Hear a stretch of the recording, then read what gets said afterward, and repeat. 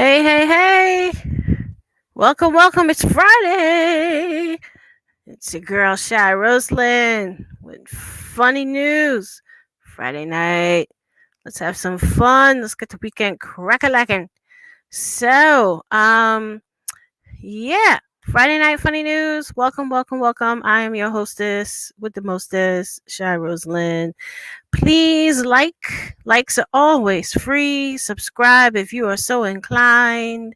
And you can follow me on Facebook and you can follow me on IG. And if you're in the mood, my Cash App is in the scroll bar below. So, anyhow, little housekeeping. The next um YouTube street guide is coming. The educators is the title, and I'm going to show you that.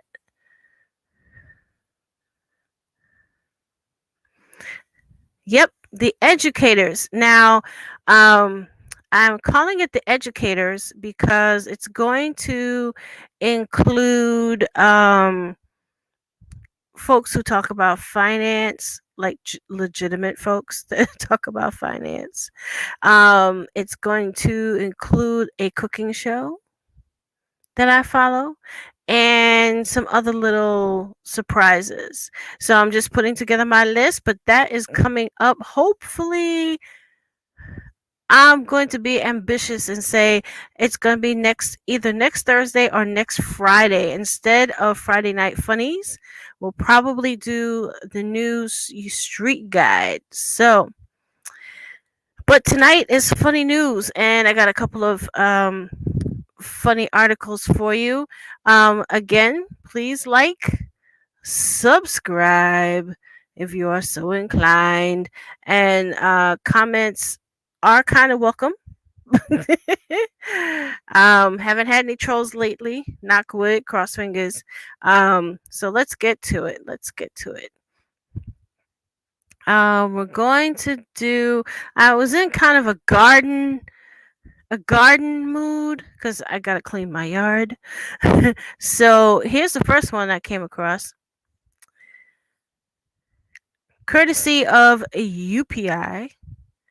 British gardeners. Oh, I gotta share the screen. Duh. Hold on now. Let me share the screen. I tell you, I'm still struggle streaming. There's some things I still forget to do. Here we go. Okay. Bingo. A British. Oh, let's see this. Wait. Okay, here we go. A British gardener's 56.3-inch. Now that's almost 5 feet. Leek, and a leek is a vegetable. It's used in salads and different recipes and all that good stuff. And a British gardener, 56.3-inch leek earns the Guinness World Record. And here's a picture of the gentleman and the leek. A British gardener earned a Guinness World Record for growing a 56.3-inch long leek. Derek Hulme, who grew his leek on his allotment in Stoke-on-Trent, entered his large vegetable in the Cana UK National Giant Vegetable Championships in Malvern, Worcestershire, where its length was officially verified. The vegetable earned Hulme the Guinness World Record for the longest leek. Back in 2019, I and a few other giant veg growers were given a packet of 30 Bulgarian long leek seed in an attempt to grow the first ever world record for the world's longest leek, Hulme said in a news release from the Stoke-on-Trent local government. Due to the coronavirus pandemic, I was unable to take my leeks along to any shows. But this year, I entered the Malvern Cana UK. I guess Cana must be like a vegetable. Company, UK Giant National Vegetable Championships, and have finally officially won the Guinness World Record for the world's longest leek. Um, wait, let me see. It says read more. Oh, okay. So, and I like. Is there more to this story? No, I don't think so. Um, I'm a gardener. I'm more flowers than vegetables, but one of my neighbors has an awesome garden, and his backyard abuts mine, and we usually trade off. Like I have like a huge sage plant, so I give him some sage, and then he last year he gave me a bunch of thyme and oregano and he didn't, and this year he gave me like a bunch of tomatoes. I don't need to buy tomatoes for at least 3-4 months. Um, Tomatoes. He gave me a couple of peppers. Um, Last year he gave me some bok choy. So we're into that in our hood. Um we like swapping stuff, and my neighbors on the other side of me, they had a huge garden. It's almost a farm. They pretty much converted the backyard into a garden. And they usually have squash every year. And their squash was huge this year. They have squash. They had ghost peppers, which I had to decline the ghost peppers because nobody can nobody in my house can eat them. So we had to decline that. And they had basil, which I love cooking with basil. Um Basil. They gave me some green beans, which I have to bring out of the freezer.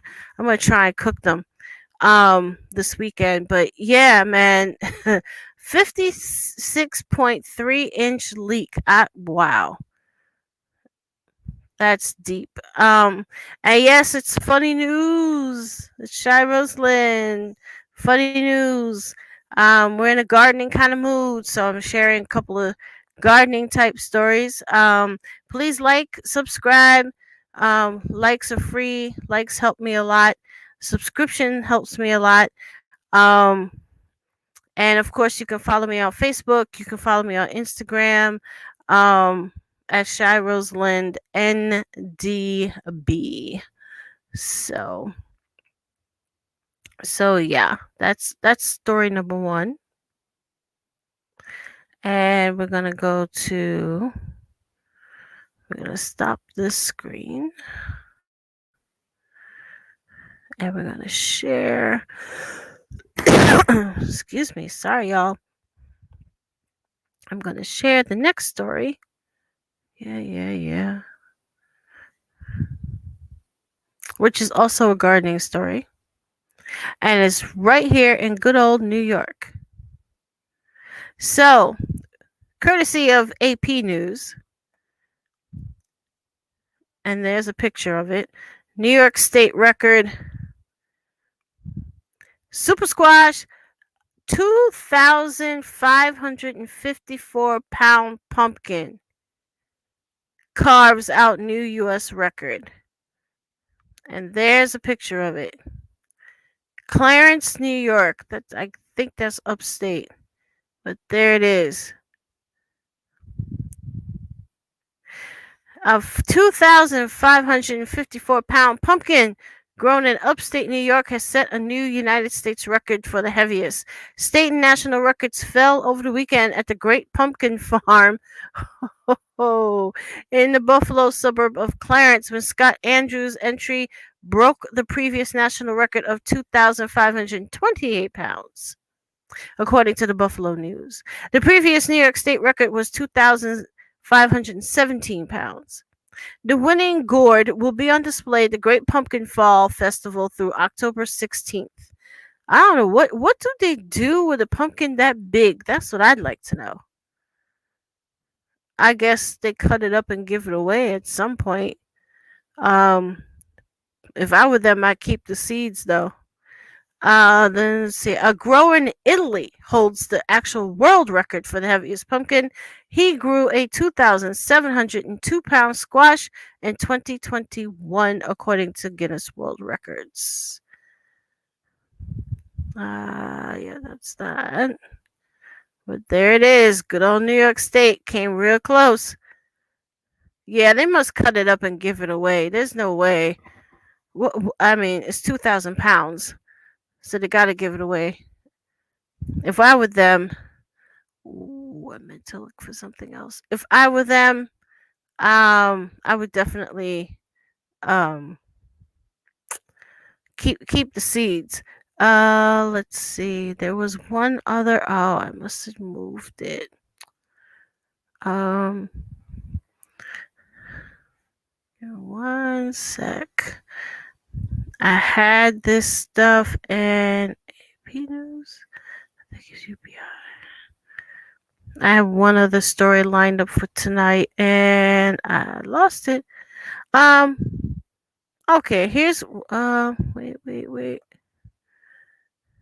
Why can't I find it?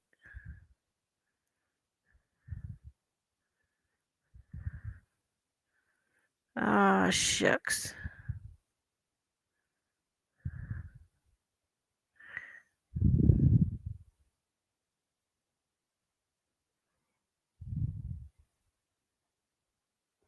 Okay, so I'm gonna go with this one. Give me 1 second, guys. I'm gonna share this next story. It's not garden related, but it's a positive story, so I want to make sure I share it. Um, we're going to. Oop, was this the one? Yes. I'm gonna take that one down. So I hope everybody has some fun weekends planned. Okay, we're gonna stop that one, and we're gonna share this one. Um, I hope everybody has some fun plans for the weekend. Yeah, there you go. I kind of don't have much planned. I had a well, if you follow Pond's Edge Designs on Instagram, I did a live the other day about my adventures with my furnace. Um the short version of the long story is I had someone come to service it. New company, never used them before. They serviced it and they replaced the part with the wrong size replacement. And I had oil leaking into my basement. I ended up bailing the oil into buckets because I was not told where my oil tank cutoff was. I didn't realize that the oil tank had a cutoff. I should have, but I didn't. And Monday from 2 a.m., because that's when I discovered the oil spill, until 10 p.m. at night, I was bailing oil into buckets and searching for someone to come and fix it. The company that originally did the wrong thing, they said they were going to come back. They didn't come back. I ended up calling an emergency furnace repair. Luckily, it was somebody that my friend knew personally, and he was able to come. He got here like at 10:30 at night, fixed the problem, and it showed me a few things. I learned a few things. I learned where my cutoffs are. So if it ever, God forbid, it ever happens again, I can cut the oil off from the tank and not have oil in my basement. Um, and the company that I originally dealt with called me 2 days later saying that the technician was on his way back, and I said, please don't bother. I had to find someone else, and they came Monday and resolved the issue. And come to find out, when I told the owner of the company what the issue was, the part that they did as a replacement was too small and could not fit, and they practically admitted, he had said, oh my god, I had a feeling it was the gasket. I'm like, yeah, okay. So anyhow, it's on my Instagram. If you want to hear all the gory details, Pond's Edge Designs. I did a live a couple of days ago. I'm still recovering. My legs are still sore. My back is still bothering me. Um, it has practically taken me the whole week to even feel normal. But anyway, let us end on a positive note, and let's discuss this young lady in Missouri. Missouri woman's last minute decision leads to a $50,000 Powerball prize. Let's see what happened here. Let's see. A Missouri woman who stopped at a convenience store to get snacks for her kids said a last minute decision to buy a Powerball ticket earned her a $50,000 prize.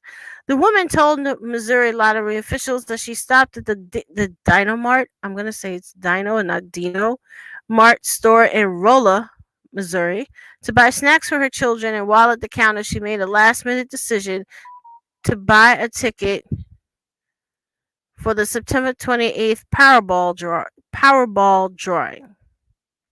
The player said she was browsing Facebook the next day when she saw a post for the Missouri Lottery saying a winning ticket had been purchased from Dinamart. I was like, surely that wasn't me. The woman took her ticket to a store and handed it to a clerk who confirmed it was the $50,000 winner.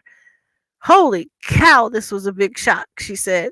The winning numbers from the drawing were 6, 10, 24, 33, 67, and the Powerball was 11. Keep checking your tickets, folks. You might have a winning ticket. The woman's ticket matched 4 of the numbers, and the Powerball 4, and she got $50,000. And the Powerball, she got $50,000. Wow. Oh my God. Yeah, there's a bunch of these lottery. Somebody almost threw in the trash.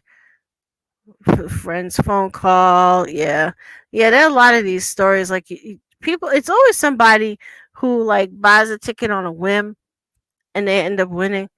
It's never like a regular person that plays the lottery every week and they never get anything more than $100. And it's always that one person that